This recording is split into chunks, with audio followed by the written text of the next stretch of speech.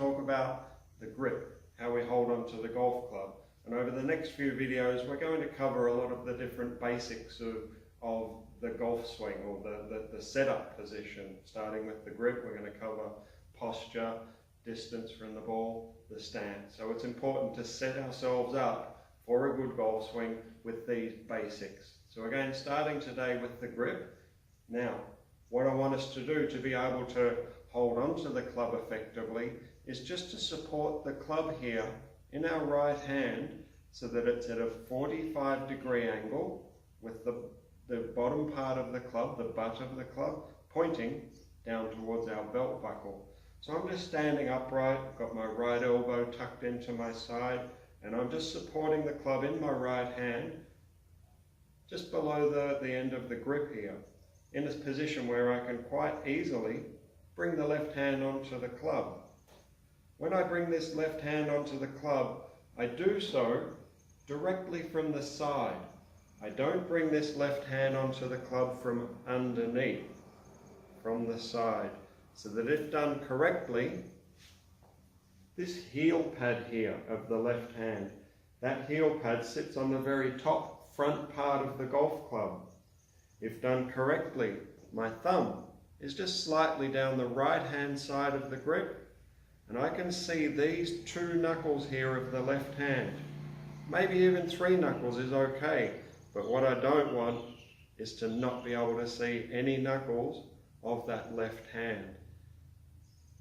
So if done correctly, the grip runs diagonally across the left hand from this thick fleshy pad here down towards the first joint of the forefinger of the left hand. So it's not just in the palm of the left hand, not just in the fingers, just running diagonally across the left hand.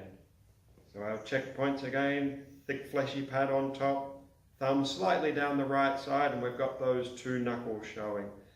Now we've got to bring the right hand onto the club in a way that gets our hands nice and close together. Most new golfers feel comfortable with the hands separated. Doesn't work.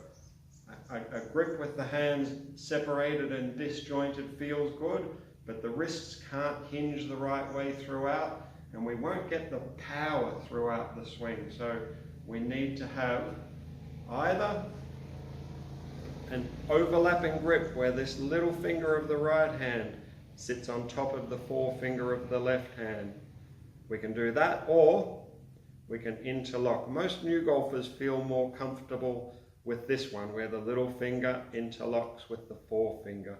But whichever grip we do use, we then wrap the other 3 fingers nicely around the club so that we can't see that thumb of the left hand. It's lost inside the palm of the right hand. So we've got the lifeline here of the right hand just sitting snug against the left thumb. That right thumb pad piggybacking the left thumb. We're not going too far. We basically just want our palms facing each other.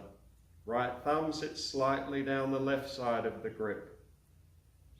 Okay, so that's all nice and close together in a position where the wrists can hinge properly.